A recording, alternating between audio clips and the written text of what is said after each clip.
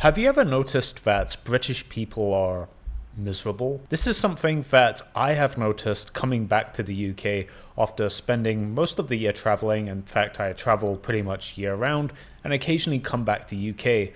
Every time I come back to Britain, it hits me how miserable and grungy the vibe in the air is.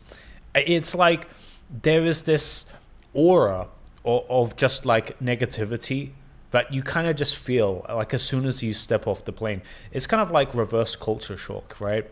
As someone that doesn't spend too long in the UK and comes back every now and then, it always strikes me just how grungy everything is. I like to think I'm one of the few upbeat British people that are around.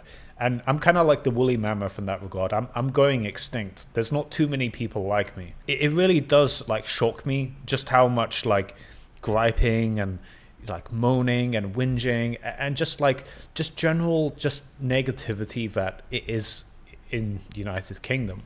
And I don't think it's entirely the fault of British people either. Like I don't want to be like Britain bad. Like, no. I kind of like British culture. I kind of respect it. But there's some forces at play that makes people more miserable than they otherwise would be. So I don't think it's entirely British people's fault. For one, a lot of this like culture of misery is kind of artificially created, where if you look at like legacy media, mainstream media, I think part of the reason why I'm in such a good mood for a British person is simply that I don't watch any legacy media from UK.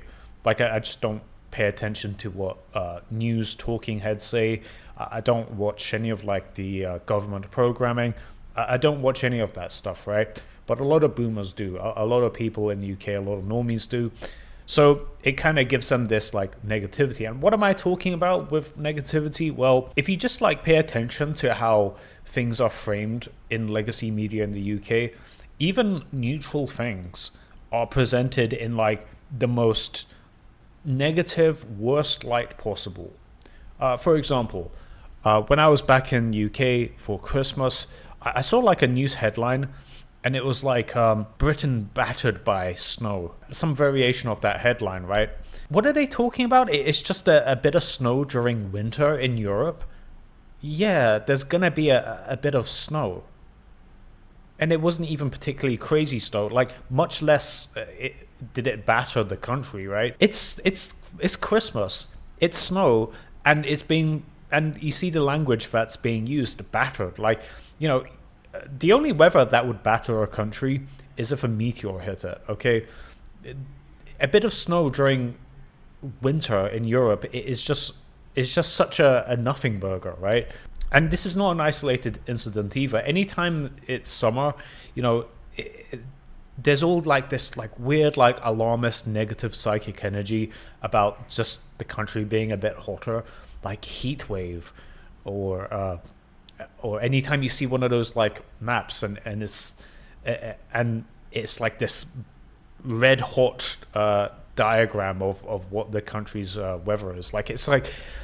It's designed to like put you in this agitated state.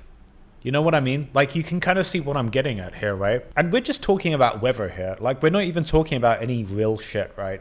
Any kind of like real topics that legacy media covers, which are of course going to be presented in a very negative light. As a British person, you're kind of conditioned by like the propaganda apparatus to be this miserable type of guy, right? It's designed to make you agitated, to be stressed out. It's not good. It's not good. Another big reason why British people are so miserable is due to anarcho-tyranny.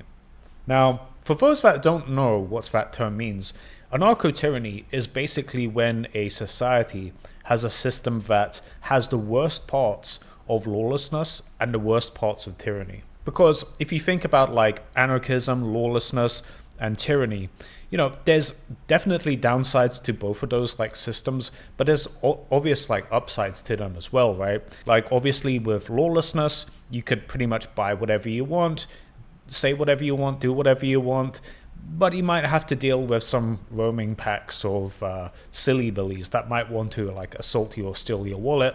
You get the idea, right? And on the side of tyranny, the trains might run on time, but you can't say what you want to say. You don't have free speech. You can't do this, you can't do that. However, anarcho-tyranny combines the worst elements of both of them, of both of these systems, and gives you none of the good sides. So like in UK, it's very well known that we don't have free speech. Like it's just not, you can't even argue this at this point. Like I think it's like 1,000 people a year get arrested for posts they make on social media. So, you know, and for a country that has a relatively small population, that's a big deal, right? So there's that kind of chilling effect that where we don't have free speech, and if you say something that a politician doesn't like, you can get arrested. You know, it's the same in China, right? Like China has the same thing. You say something a politician doesn't like, you get arrested in China. The difference is when a politician in China wants to like build a building for whatever, you know, project or scheme they're running, you know, they just snap their fingers and a building gets constructed in like a month, right? In UK, there's all these layers of bureaucracy and like things preventing that from happening, to where everything just gets so like slowed down and bogged down that you can't just like snap your fingers and make a building, you know, just because, right? Like it takes like a gajillion years to make something basic in UK, unlike in China. So you're trading away your free speech in UK, but you're not getting any alleged benefits from tyranny either on the anarcho side. You know, in a lawless society, you can kind of buy whatever you want, say whatever you want, do whatever you want, and you can, you know, most importantly, defend yourself without fear of persecution, right? UK, you can't do that, right? Like there's so much red tape on like how you can act, what you can do. But you also still have roaming packs of silly billies that might attack you and steal your wallet. In fact, there's major issues across UK when it comes to petty crime, especially in the cities. It's just unbelievably bad. So when you're leaving the house in UK, when you live in a city, you know, in the back of your mind, you're thinking, am I going to get stabbed today? Am I going to get my wallet stolen?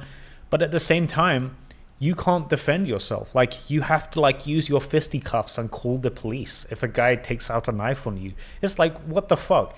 So you don't have like the freedom to like defend yourself in a, you know, a robust way. But you also get exposed to people that will assault you. You know what I mean? So you can kind of see how like this is just the worst of both worlds. It is the worst of lawlessness, and it is the worst of tyranny. It's unbelievable. So of course people are going to be pretty miserable living in this system. Why wouldn't you be? You know, you don't have free speech, but you have no benefits from giving your free speech away. You have super high taxes and you don't get anything really in return. You can't defend yourself, but you also can't reliably assume that you won't get assaulted.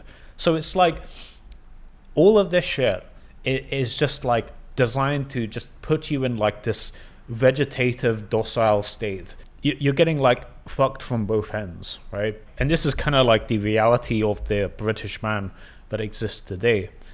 So combine everything I've like said, I think you can kind of understand why British people are kind of miserable compared to people from other countries. Like, wouldn't you be? Like, wouldn't you be?